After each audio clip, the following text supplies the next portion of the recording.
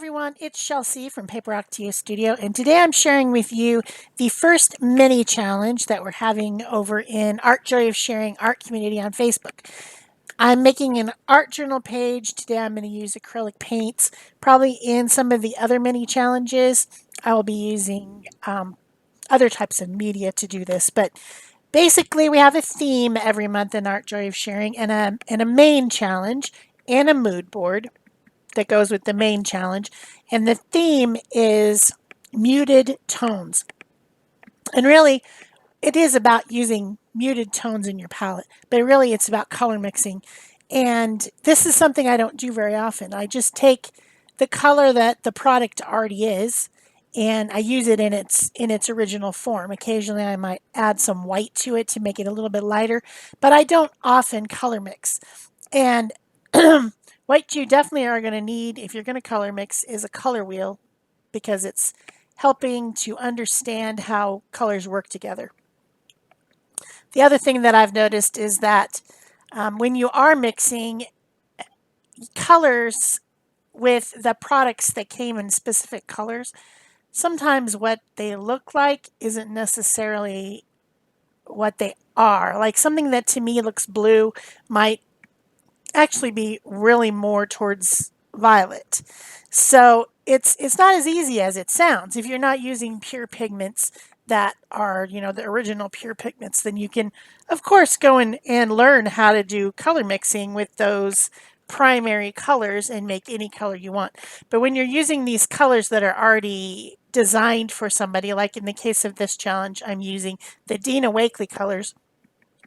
I look at the color in the bottle and I say to myself, oh, that's this color. And in fact, in some of these cases, it didn't really work out as well as I expected. The first three colors in the challenge, I mixed really easily. The fourth one, I had trouble with. So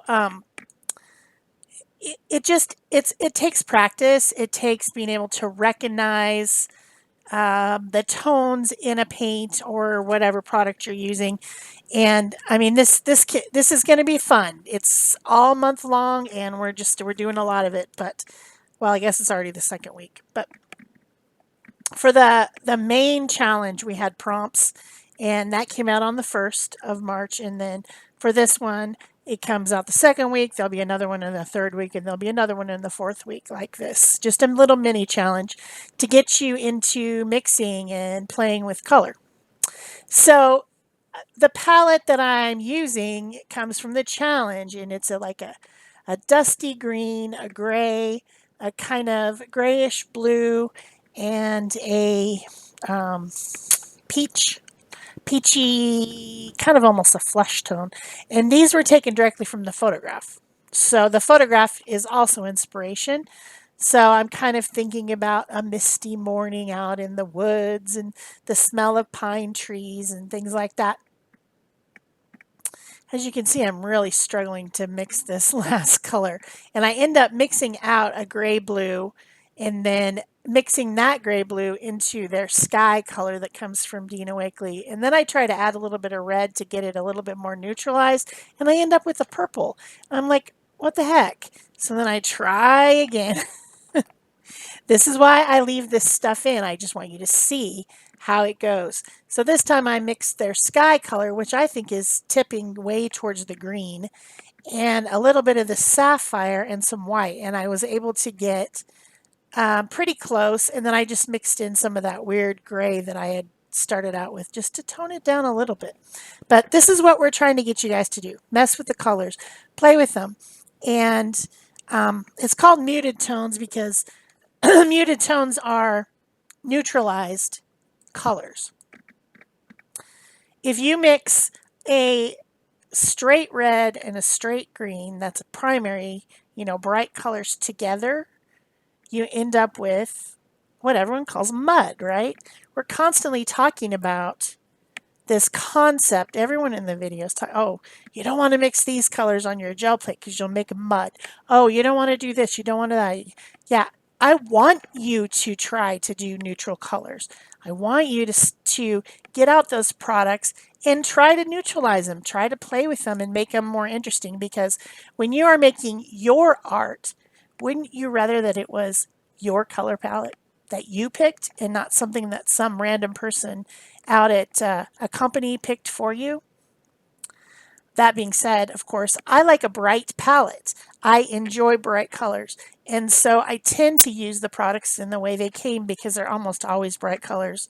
You know, there's just not a lot of these neutralized colors running around. They don't mix them. Although in the craft paints they do. There's a lot of like if you're looking at chalk paints and craft paints and things like that that you might use in decor, home decor, you're going to get a lot of these neutralized tones because that's pleasing to the eye when you're trying to paint a wall or paint something, fabrics for your house, things like that. These calmer colors tend to be what you find out there on the market.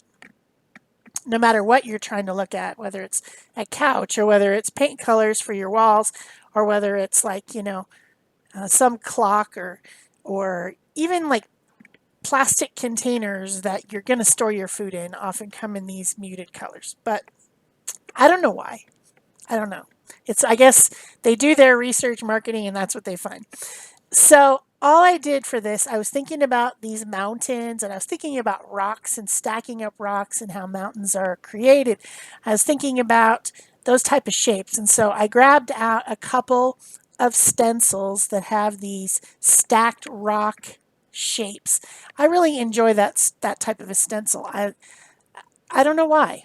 I'm attracted to these types of grid-like stencils, and I keep buying them even though I already have some, and I really probably don't need more. I keep buying these stack rock grid stencils over and over, so obviously I like them. So I mixed with my acrylic paints. You saw me doing it. Of course, this is sped up 4 times fast, guys. So sometimes these speed videos give you a little bit of a complex because you think you should be able to do it as quick as me. Remember, this is sped up and edited. I took out any drying time or things like that so that people could find it palatable to watch. That doesn't mean that's how long it takes.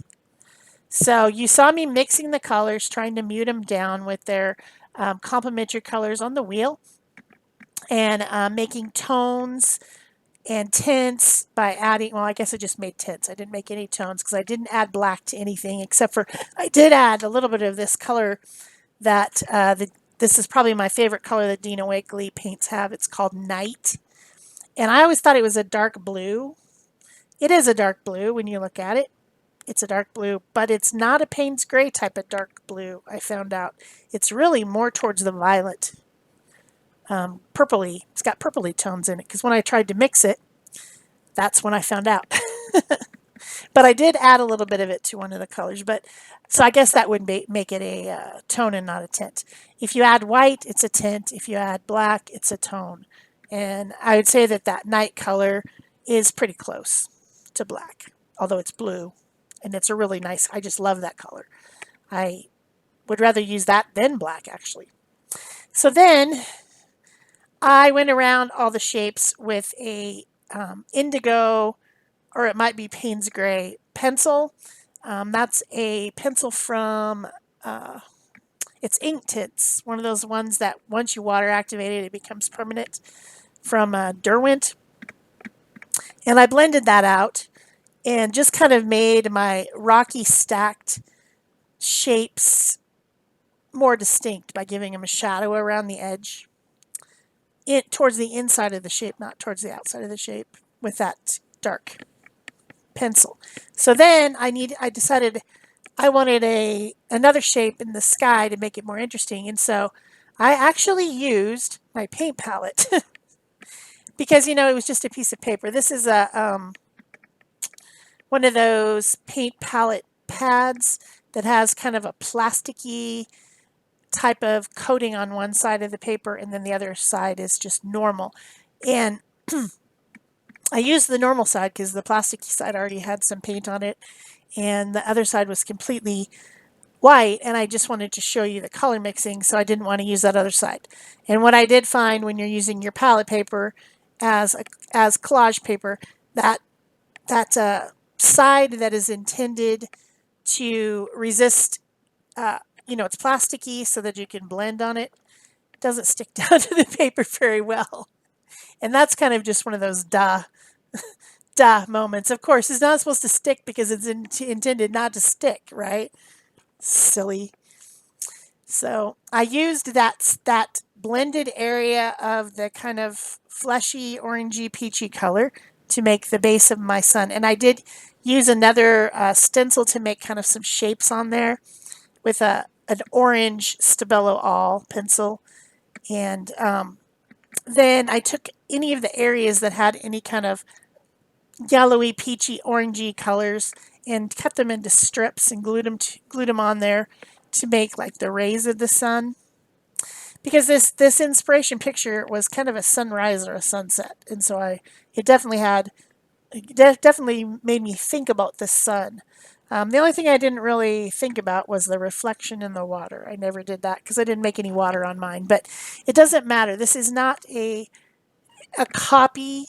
You should not be copying whatever the picture is, unless you want to. I mean, you could do this in watercolor if you wanted to, but more the idea of the colors plus it could give you an inspiration if you wanted it to.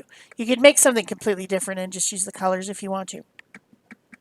The colors were dragged right out of that picture. So I loaded up the picture, then I took my little color finder in the Photoshop, that little thing, and you click it on the picture and you get that picture. That color that was in the picture, that's what I did to get these colors. So they're definitely in there. So then I took the greenish area, greenish grayish, muted green color area of my palette paper, cut it up into a little evergreen tree, and put that on the left side for balance in my composition. And I went around the edges of it with the blue pencil and gave it a shadow so that it's staying in there. Now I'm taking off the tape. If you guys are wondering about this page, I have a art journal that the pages are removable. That's spiral bound and the pages are removable and you can put it back in. It's made from Grumbacher is the company, and I can link it down below if you guys want to find it. So you can take the page out, use it, and put it back in.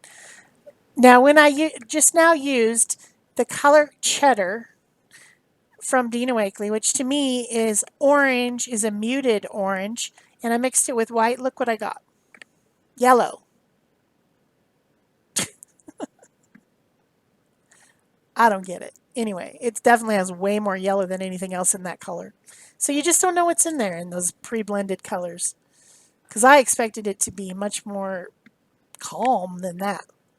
So my last thing to do was to add some white, and I just put some acrylic ink from a pen onto my paper and picked it up with my water brush to add some highlights where the sun is shining down on the rocks. And that was pretty much it. Oh, I get a little bit of green pencil. So that's it for me. I hope you enjoyed this. Please give me a thumbs up, leave me a comment or question below, subscribe, join my channel membership, and of course, please, if you're in the art joy of sharing, do these mini challenges with me and then post your art in the group. That's it for me. Thanks. Bye-bye.